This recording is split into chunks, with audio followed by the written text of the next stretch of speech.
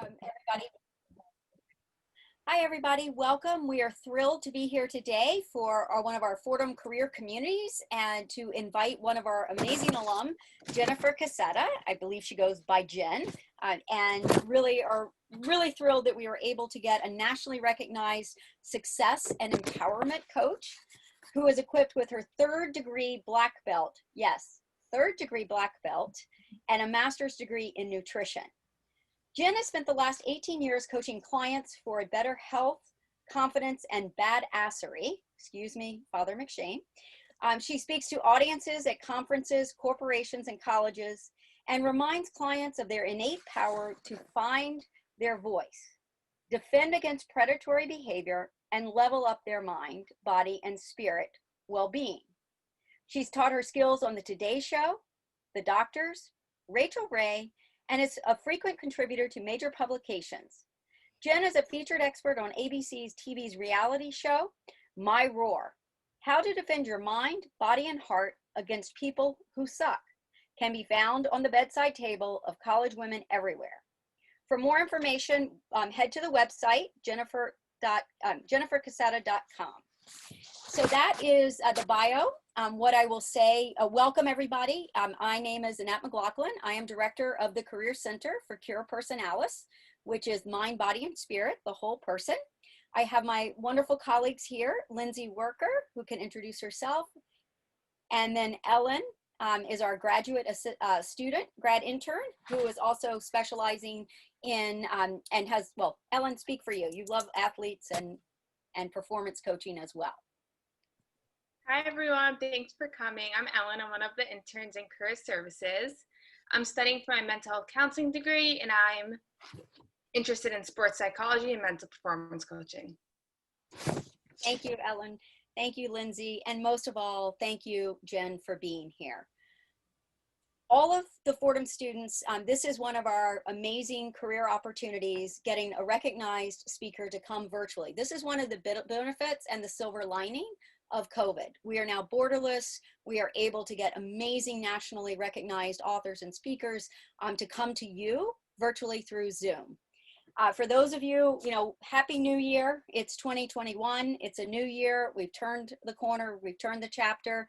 I was glad to see some people are on campus. The office of the Career Center, our office has been open since August, and we continue to be open in person. Please schedule ahead of time, but we are in the office every day of the week, beginning next Tuesday. With that, I'm going to turn it over to Jen because she's got the action-packed event for us to talk about the art of resiliency and the ability to move forward in any environment, which is so relevant to where we are right now, right here. Thank you, Jen. Thank you so much, Annette. And for the rest of the Career Services Center, I'm so excited to chat with you guys today. Thanks for having me. Fordham holds a very, very special place in my heart. I am a graduate from '98, which makes me feel a little dinosaurish compared to you guys right now. But, and back then, also I'm admitting people that are still coming in. So that's why, I might have to just, my eyes are darting around the screen a little bit. Back then, I was not an athlete, believe it or not. In fact, you can find me at Pugsley's eating chicken rolls into the wee hours of the morning most nights. My athletic ability actually came later in my life, and I will tell my story throughout this presentation. How it's going to go. Oh, and another reason that it holds a special place in my heart, Fordham, is my brother graduated from Fordham before me. My father spent one semester at Fordham back in the probably 60s. And unfortunately, finances couldn't afford it and wound up going into the NYPD. And now my niece, Katia Cassetta, has just transferred to Fordham. So please, if you ever come across that name, give her a big, warm Fordham welcome. Please, thank you. So I'm just excited to be here. How it's gonna go. I'm going to talk for a bit. I'm going to lead you through different exercises. You can write things down if you have a journal or a piece of paper in front of you. You don't have to have that. I didn't warn you in advance about that, but if you have one, grab one, great. We're going to do some visualization exercises, basically interventions for mindset strength. That's what resilience means to me, right? Being able to get knocked down and get back up again. What does the word resilience mean to you guys? Why don't you put it in the chat? What are the few words or phrases or sentences that come up for you as you hear the word resilience? Let me know. Put it in the chat. I'm reading the chat as we go. And also, so you know, if you have any questions, you can put them in the chat as well. I'll save time for some Q&A at the end, but if it feels like I need to answer it right away, I will. Overcoming adversity. Thank you. Staying strong in times of weakness. It's going too fast for me to read. Ability to persevere and not let failures hold you back. Determination, staying strong. Having passion to move forward even when life is difficult. Indestructibility and always trying again. Motivation, again, that word persevere. I love that, through challenges. A setback that allows you to come back stronger and better. Yes, mental toughness. That's actually in the real definition. I'll show you in a second. Wonderful. Awesome. Well, thank you so much for that. I have to remember how to like read really, really, really fast to accept what you can't change and move forward peacefully. Wow, that was a very deep definition. Thank you. Iron-willed. I like that. Perseverance again. Physical and mental inability to quit. Wow. You guys are resilient already. I could tell. Okay. I just have to figure out how to advance my slide and then I will get to you. Resilience, according to, I have to move things around on my screen, according to the dictionary, the actual definition is the capacity to recover quickly from difficulties. Toughness, right? I like that, especially being a New Yorker. Toughness really resonates. Fordham, you need some toughness to be there, I bet. And especially during this past year where life has just taken a major turn, taken us all by surprise. No matter what's been going on in your life, it has taken us all by surprise and changed our lives in so many ways. And we've had to have that capacity to either pivot, right? Roll with the punches, or make an epic comeback. So this presentation is actually coming from a book that I'm writing called Unleash Your Inner She-Warrior, but it's not just for women. The principles anyway are not just for women. And the first whole chapter is about building resilience. I like to use this metaphor of martial arts, and I'll tell you why, because in my story of why martial arts is so important to me. But if you can just try on that martial arts mindset, if we have any martial artists in the room, put it in the chat. I'd love to meet you. But really, if you can visualize like the Karate Kid, or if you're watching Cobra Kai right now, you know that all martial artists start out as white belts, right? Complete beginners. The belt is actually white because there's been no dirt, no grit, right, to your training. You're brand spanking new. The first time that you step onto that mat and step into the dojo, it's like getting out of your comfort zone. And the dojo is where we do the work. For you, that might be not the dojo, but that might be the field, the basketball court, the gym, the Peloton, right? Wherever you do the work, meaning mental, physical, and spiritual work. So we enter the dojo, we put on the white belt, we get out of our comfort zones, and we show up every single day, or as many as we can, to do that work. And slowly we learn the skills, and we get knocked down, and we get punched in the face, and we keep going. Each time it gets easier and easier to get back up after we've gotten knocked down. So we progress through the different levels. We go from white to yellow to orange, green, blue, red, etc., with the goal of black belt and beyond. So think about what your life goal is. That's your black belt, if you will, right? Your dream life, your dream goal. That's what you're working towards. And along the way, from moving from one belt level to the next, usually we have to take a really hard test. In martial arts, that looks like sometimes, for example, my black belt test, I had to get up at 3 in the morning to show up to the dojo by 4 and do 12 hours of mental, physical, and spiritual training. It was insane. And it was to test us in all 3 ways. So think about times in your life where you have been tested to your core. All that is life moving you from one level to the next in order for you to reach black belt in badassery. Again, whatever that looks like for you. So again, moving into the program, we know what resilience is and what it can feel like and look like. The first principle in the first chapter of my book is called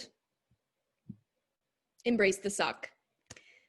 Embrace the suck to me, first of all, I didn't make it up. I wish I did. I really thought I did until someone told me, no, the military uses that term. I'm like, okay, cool. That's good to know. Military uses this term, and I'm sure it's intense term that they use to describe, you know, what they're going through, probably on the battlefield and in training.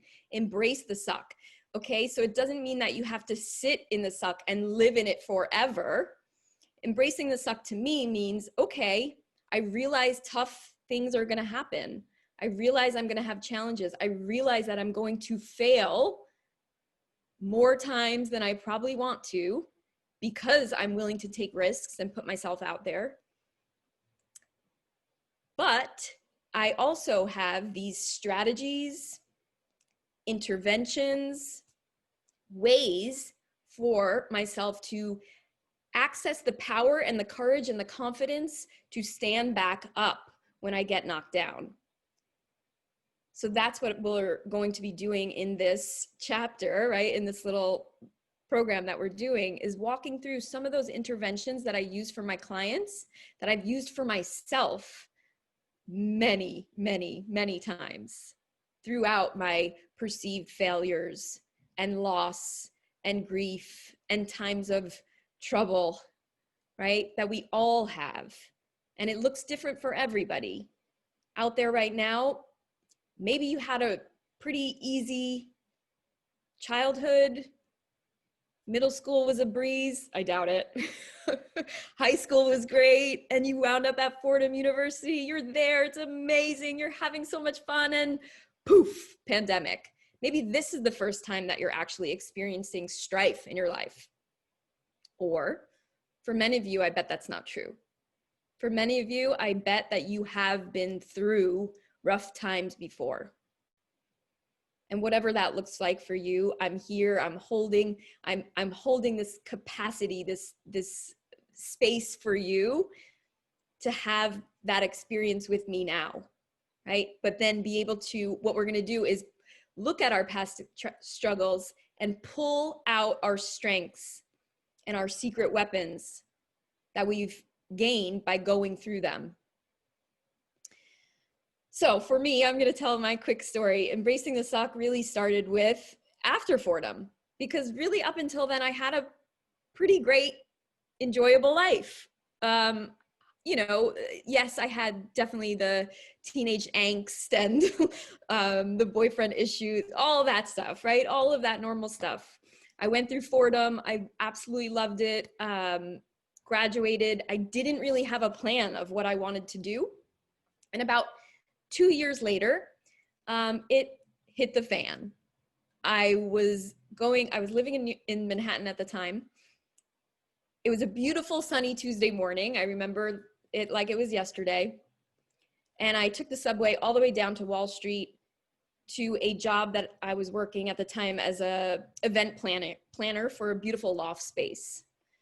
I loved the hospitality industry, and I wanted to be an event planner. So right before we planned our first event, I walked out of the subway and looked up, and there was a giant black hole and smoke coming out of the World Trade Center. Because that sunny Tuesday morning was September 11th, 2001, and many of you may not have been born yet. But for anyone else that was, you probably know exactly where you were that day, exactly what your life looked like on that day, because it was life-changing for the world, really. And my experience was this. I walked the 3 blocks in utter chaos to the building that I worked at, with people yelling and screaming and pointing and no cell service. And I got to my building and the doorman wouldn't let me go upstairs to work. He said, "You can't go up there." I was like, "Well, where am I going to go at this point?" He said, "I don't know. The subways are closed down, but you can go in the lobby and make a phone call." So I went in the lobby and I picked up the phone and I was like, "I guess I'll call my mom because she's probably worried." And as I'm on the phone with my mother, the first tower fell. A mob of people stormed into the lobby where I was, and I got pushed into this utility closet where, for the first time in my life, I felt absolute fear, traumatic fear, like I was going to die. I'd never had that feeling before. And if any of you is familiar with this or studying psychology, you may know that in any stressful situation, your body can have one or more of 3 reactions: fight, flight, or freeze. And in that moment, I went into freeze, shutdown. I couldn't move my limbs, but I remember crying hysterically, thinking like, this is it. I'm gonna die here in this closet with a bunch of strangers, until this woman grabbed me and took me by the shoulders and said, "What's your name?" And I said, "Jennifer." She said, "Jennifer, you and I, I'm Nancy, and you and I, we're gonna get out of here today." And I believed her. And to make a long story short, that morning we went from building to building looking for shelter, covered in the ashes and the soot, probably from, you would recognize that from the pictures and the videos that you've seen of that day. Finally, after hours of getting kicked out of building after building after building, we finally made it into Soho, where the martial arts school was that I had been studying at, right? The dojo. And I went in, and for the first time that day, I felt safe. And I was able to breathe again. I was able to sip water and wash the soot off my body. I was able to see on the news what was actually happening in the world, because on the ground, you don't know. And my nervous system started to reset.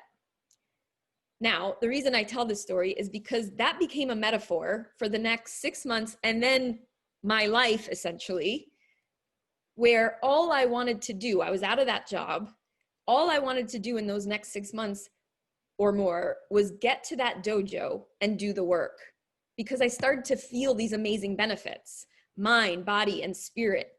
Physically, of course, my body is getting stronger, right? And by the way, this picture is not as a white belt. That's definitely years later with lots and lots of practice. But physically, my body's getting stronger, right? From all the training and conditioning, I'm sure you can relate. Mentally, you know what that does mentally. You start to feel more confident, more badass, right? I'm learning these life-saving skills. How cool is that? And then spiritually, I started to feel more grounded. I am sure looking back, I didn't have the words for it then, but I'm sure looking back that my martial arts practice saved me from a life of intense PTSD. You're all familiar with PTSD, right? I remember feeling, I would have these intense shakes in my body if I heard fireworks on July 4th or a airplane flying low for many, many years. But again, looking back now, I know that my martial arts saved me and has helped me build that capacity for coming back when I get knocked down. Yeah. So after that, I decided, how can I make this a career? Right? Like, I don't have that event planning job. I don't really care about it anymore. I love doing this so much. I graduated with a marketing degree, just sidebar, from Rose Hill campus.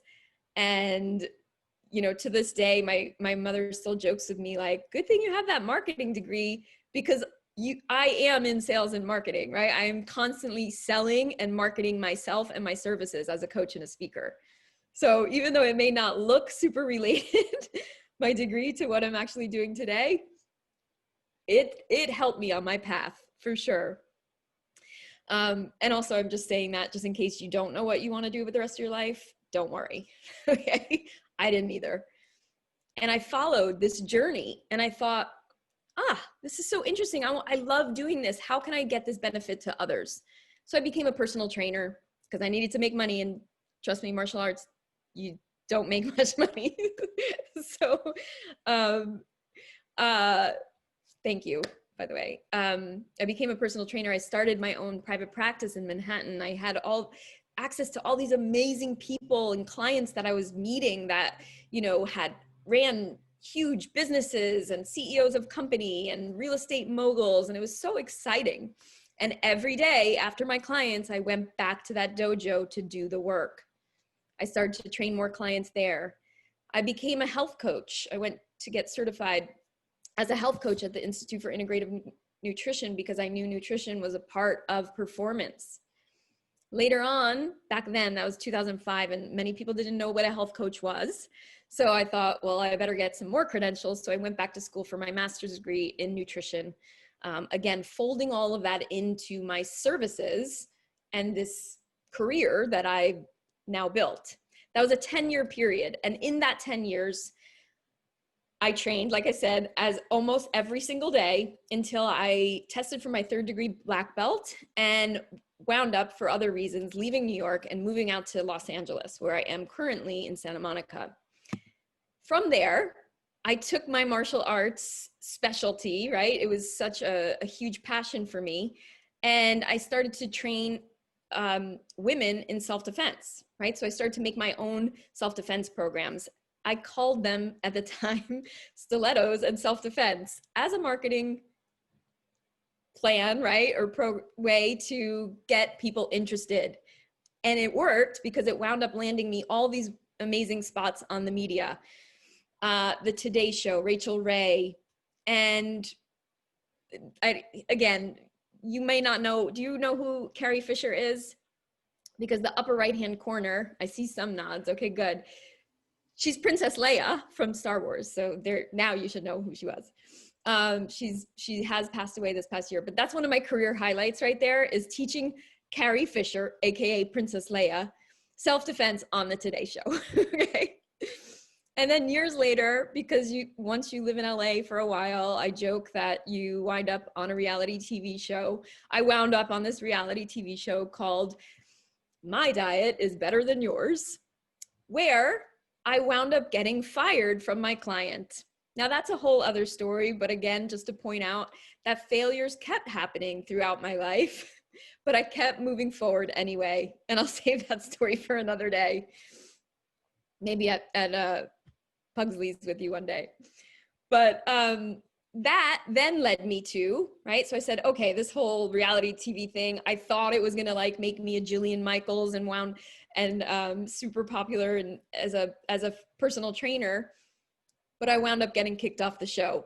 The good thing about it was that so many people from social media that were watching the show, millions around the country and then later the world, actually started following me on social media because they saw that I was really just trying to help my client with her mental strength.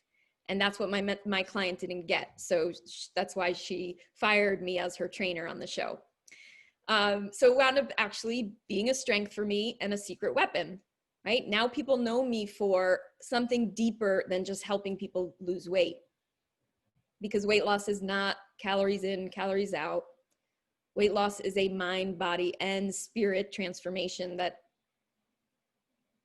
people make, and when it works. So later I decided, well, I've always wanted to speak, right? I wanted to be a public speaker. I would go watch Tony Robbins, if you're familiar with him, on stage, getting people on their feet and like a rock concert. It was so amazing and so empowering. And I always said that as something that was a goal for me. So after the TV disaster, I decided that's what I'm going to go and do. So about 5-6 years ago, I started reaching out to colleges. And again, I took my martial arts experiences and I created programs that ranged from physical self-defense to actually safety and sexual assault prevention, to corporate wellness programming. And now I've spoken all over the country at over 35 universities, at over 45 conferences and corporations. And then of course the pandemic hit. So here we are virtually, but I'm still going, and it's not going to let me stop me from my mission, right? Living out my mission. Okay. So my biggest lesson from martial arts, right, and from life is that you cannot reach your black belt or do anything powerful. You cannot transform in any way if you don't take a holistic approach to it, right? Let's think about this in your terms for now. As athletes, if you were only concentrated on building strength in your body, right, the physical aspects of your goals, winning the games, right, getting on the field, whatever it is, making the team, right? If you were only focused on that, then the first time you get an injury or you get benched, poof, you're done. And then all of a sudden, if you haven't been working on your mental strength, then you don't have that resilience to get you back up, to get you to rehab and rehabbing your injury and figuring out what's next. Does that make sense? If you leave out spirit altogether and you're not building your inner spirit, whatever that is for you, right? If you use faith, religion, and it doesn't even have to be spirit, just to me is that part of you that's not your mind and it's not your body, right? It's something else, it's something bigger, it's something that we're connected to in a greater way.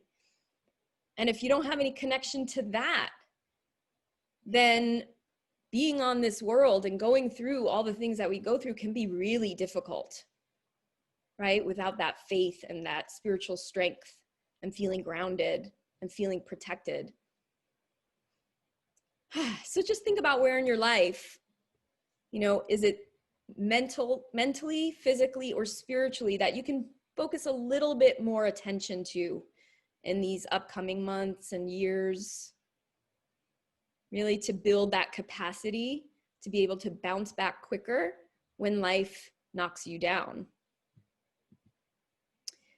Another great practice that I love that is part of the chapter and kind of flows into this part of, I'm using the word interventions, and I want to explain that.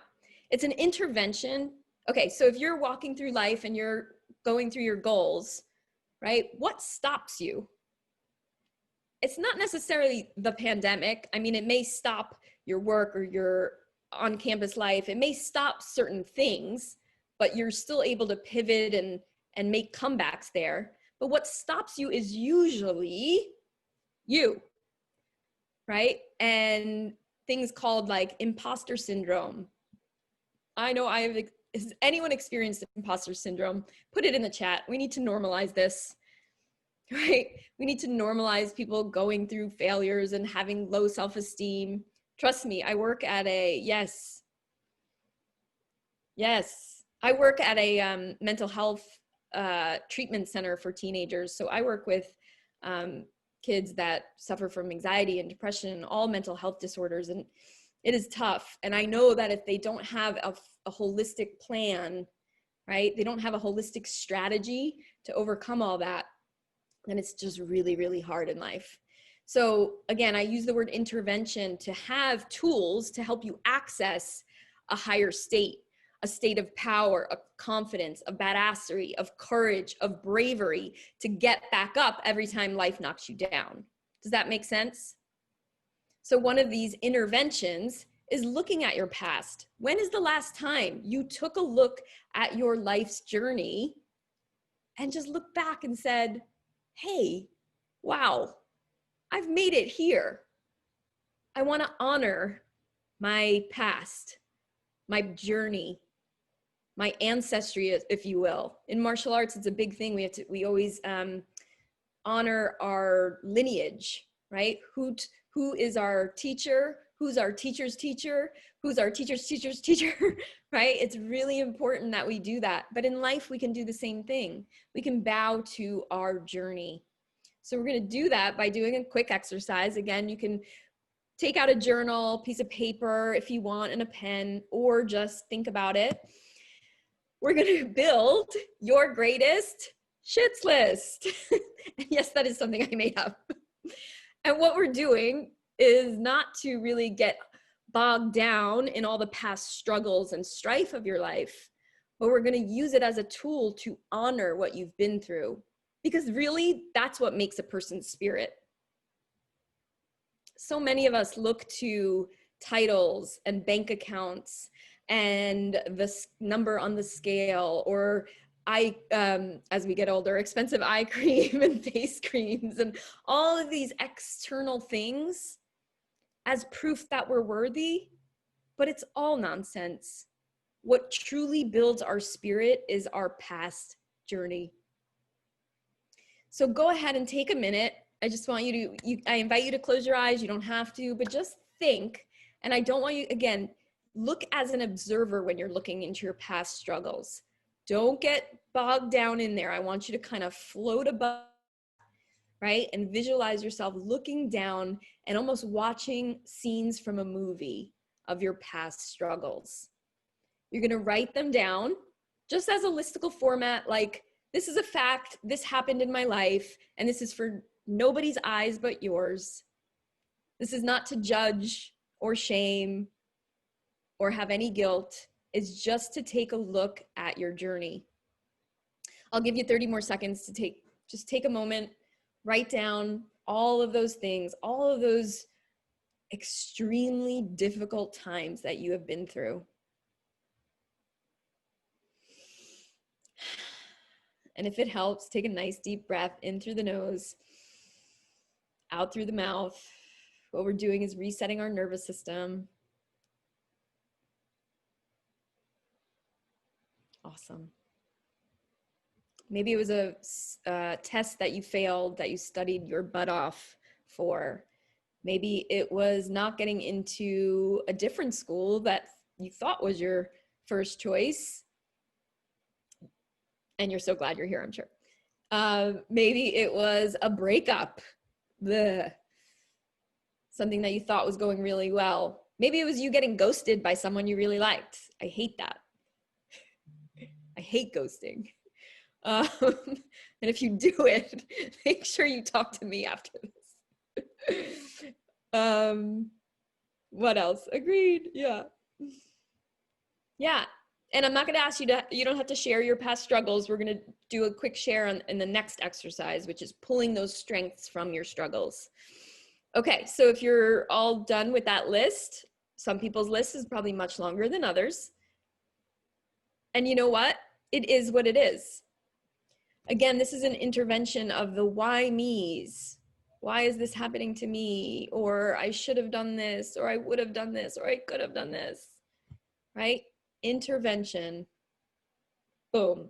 Self-empowerment. Okay, next exercise is now, like I said, we're going to dig into that list. You're going to take a look at every single item on your list. Again, just like it's a fact, it happened, it's in the past, but what did I gain from it? Now, let me share that this isn't meant to be some like airy fairy pie in the sky, dig your head in positive affirmation sand. Okay, I'm very real with my clients and with myself. There are things that absolutely have sucked in my life, and I'm sure in yours. I'm not saying that you have to give it a warm hug, but wouldn't it be nice to be able to honor yourself for getting through that and then actually gaining something from that experience? So this is what I call our secret weapons. Again, as a martial artist, you are on the mat and, you know, after getting knocked down 1, 2, 3, 100 times, you start to form these little secret weapons. Mine, after many years of training, was a spinning hook kick. Oh, I loved doing it. I was fast and like wham, and you didn't see it coming, right? Other people could be very different. But now in life, right? How do I take that metaphor into my own life? Well, sure, 9/11 was pretty a big life transformation, and definitely sucked at the time. But as I get older, that shits list grows. Again, because I put myself out there, I take risks, I fail. And I can share with you that 5 years ago now, my father died of a cancer that took us all by surprise, because my father, like me before me, was a martial artist. He meditated daily. He ate super clean. I mean, he did all the right things. And within 7 days of diagnosis, he was gone. And that time in my life sucked more than anything I have ever been through. It made everything else look like nothing. So what did I gain from that experience? Well, actually, I gained the capacity to hold space for others. It's called empathy, right? I'm able to sit with people, whether they're my clients, my friends, my family members, when they're going through the shit list, right? I can be more empathetic, and I don't think that I had that skill as much before, right? I'm a very much like, come on, let's do this. You can do this. But I wasn't able to sit with people in their pain. Now I can. And I would say that's pretty powerful. Does it still suck that my dad is gone? Absolutely. Does it still hurt? 100%. But can I honor that I've actually gained something from that experience and use it for myself and for others? 1,000%. So I want you to take a look at your list, and for each one, see if there is a secret weapon that you now have because of experiencing that. I'm going to read some examples while you think about it, but go ahead and start writing or thinking. So there's empathy, generosity. Maybe you grew up poor, or your parents were strapped for cash and it sucked at the time, but it's motivated you to become really successful and be more generous with other people who are less fortunate. Maybe humility is something that you've gained by failing miserably at a test or at a sporting event. You didn't give up. Instead, you developed humility and you tried again. People think of you as a humble leader. Independence. Maybe you grew up and your parents divorced early on. When you were young, you were fast-tracked into learning self-sufficiency while mom or dad had to work. Independence has helped you succeed at getting stuff done. Intuition. Perhaps you've been betrayed by a friend, by someone you're dating, maybe someone you trusted, and now it has supercharged your intuition so you can spot danger or deceit before anyone else. Perseverance. I heard that word a lot in the chat in the beginning. You failed, you got injured, but you persevered. You didn't give up. What are some others? I'd love to hear in the chat what your secret weapons are. What have you learned from this exercise?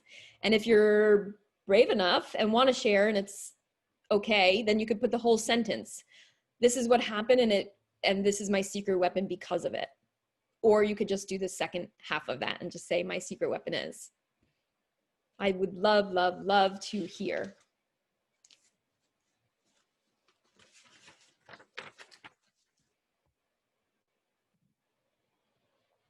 Anyone? Don't be shy. Again, this is not a brag or this is just a share. Like I said, I like to normalize people having failures and having hardship in their life, so we don't have to go around in this world acting like we're perfect, we're fine, everything's fine, because that doesn't work out well in the end. My secret weapon is compassion. Oh, I love that word so much. Accepting the past is not accepting defeat. It's accepting and navigating an alternate road to one's desired success. Very philosophical and awesome of you. I have to move this. lived in motels and experienced home displacement. Wow, in 2015. But because of financial problems with my family, I've become so determined. I'm strong internally. Yes, you are. Sophia, thank you for sharing that. That is powerful. Nishi learned forgiveness for herself and others. Thank you for pointing that out, because we deserve forgiveness too. Liz puts herself first, self-care. Yes. Caitlin, I just broke up with someone and I've gained confidence in asking for things instead of shrugging my needs off for their sake. Thank you for that. That is so empowering. So, so empowering. And I wish I had that when I was younger in my dating world.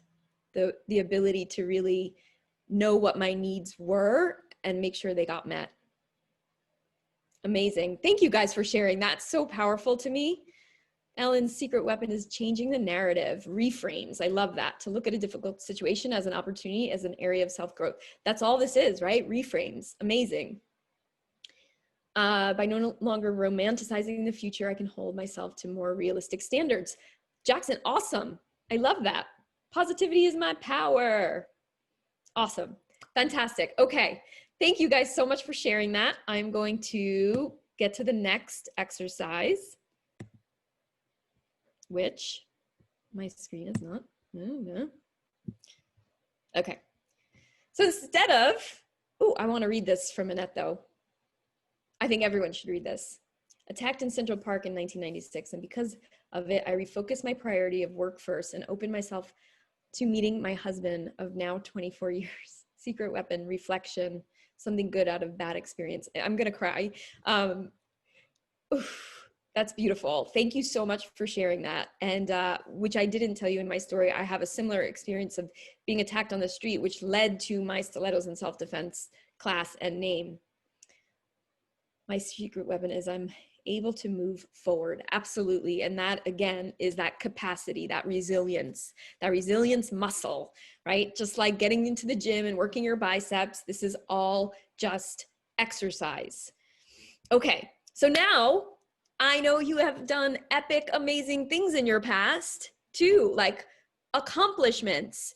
You have won a game. You have kicked the winning goal. You have made the team, you made it into Fordham, you aced your SATs, whatever those things are, they are worth focusing on. Because again, the intervention, what we're intervening is that downward spiral, the downward spiral of, okay, we're moving forward, and boof, imposter syndrome hits, boof, a failure hits, boof. And then all of a sudden we start to go negative self-talk, and your brain will look for evidence to back that up if you're not careful, right? If you don't have an intervention. For example, right? Your brain starts to go, oh, I am a loser. I just, lost the game for the entire team. I am a loser. And then it starts to look for evidence, and it'll go into your past and say, remember that time that you failed the test? Yes, you are a loser. Look, you are, right? It'll prove you right.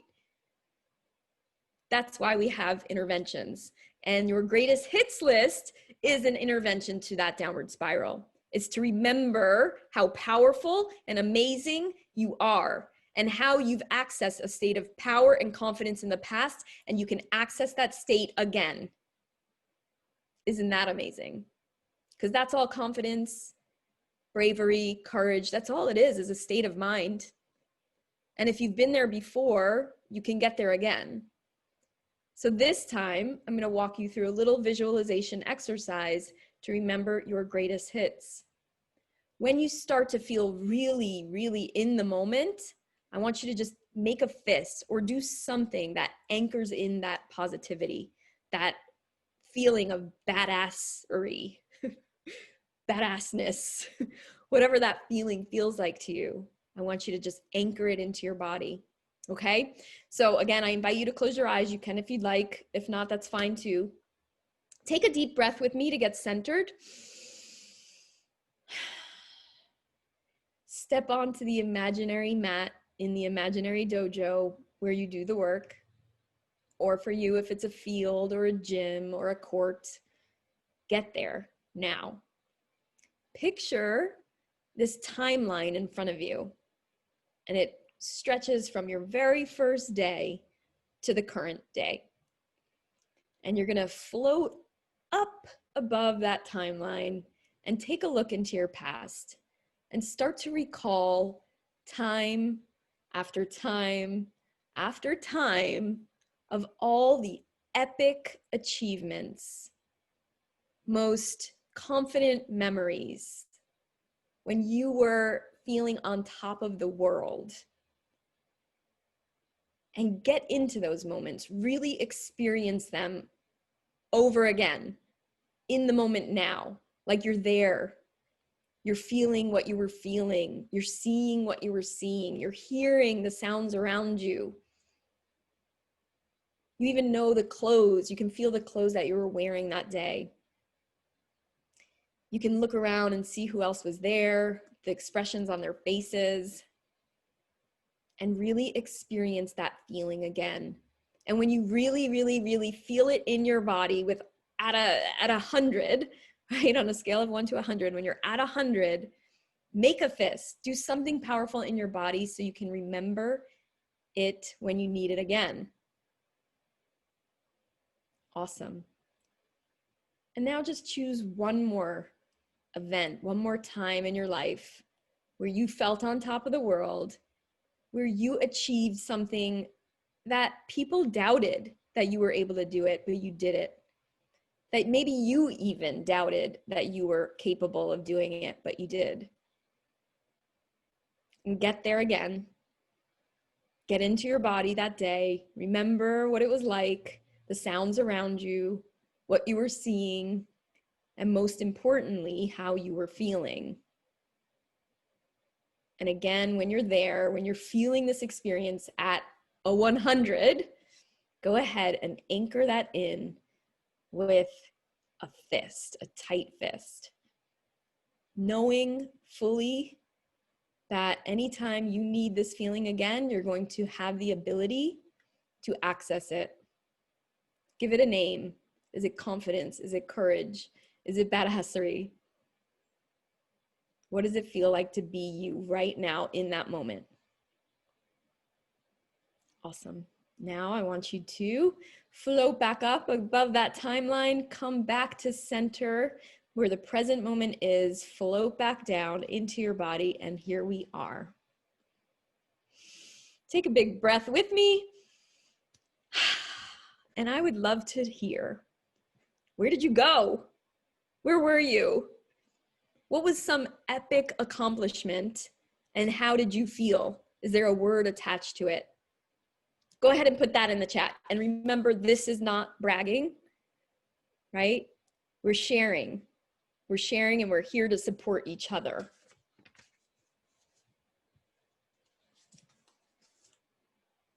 I'm looking for it. What? Sophia wrote and published a book when she was 17? I'm trying to do that now and it is so hard. Wow, that is amazing. Why don't you put the title of your book in the chat? We'd love to hear it. Good for you. Anyone else? Epic accomplishments. And again, they're epic to you. So it doesn't matter what they are. Becoming a Fordham cheerleader, yes. And passing group fitness certification. Awesome, Lindsay. I love that. To the bows of my high school theater productions in my first half of high school. Nobody could have predicted I would do that, but my performances blew everyone away. Yes, Eamon, that's amazing. I'd love to see it one day. The Pink Moonlight is the book. Oh, awesome. Taking it off the market. Okay, well, maybe put it out there again. Fahima working in my dream company at the age of 17. Awesome. Good for you. Kelly, same, but at age 20. Good for you. Awesome. You're never too late to do things like that. I didn't think I could graduate on time due to health issues, but I did. Awesome. Say it again. It's so difficult sometimes because I see those good situations, but then I feel those negative feelings associated with the situations. Well, maybe are you picking the right situations, right? So if we want to anchor in good, positive thoughts, you want to make sure that you have an experience that has all good, positive feelings associated with it. Getting the third at the regionals final. Awesome. At the August Wilson monologue competition. Amazing. Noah, thank you for this share. I was the archetypal unpopular nerd in high school.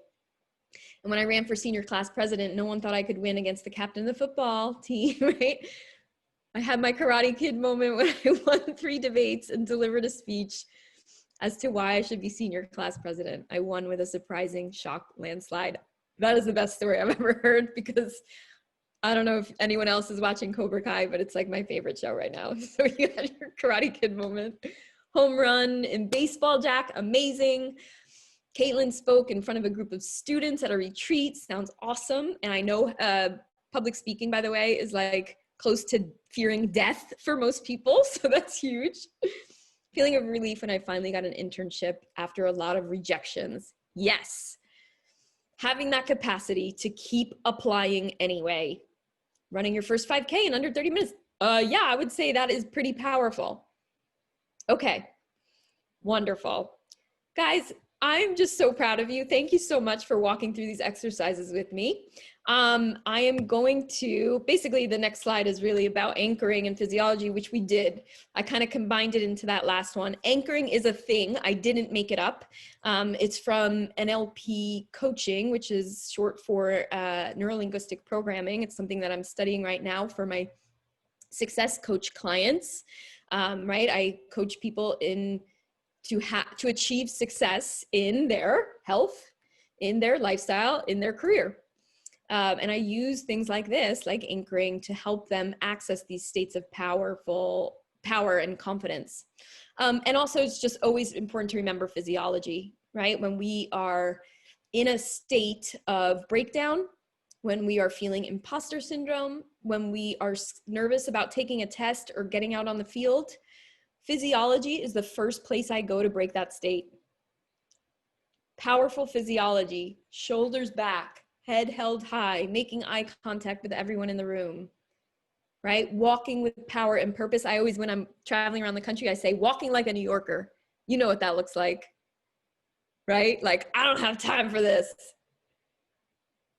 What that does is it tricks your brain into feeling more powerful and confident, and it also shows others, it wards off predatory behavior, right? Because you are confident. This is something I teach in my self-defense, right?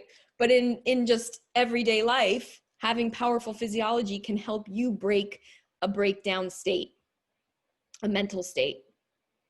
Okay, so feeling negative, scared, emotional, etc., is going to bring your shoulders forward, maybe your head's down, like, right? There is physiology associated with different mental states.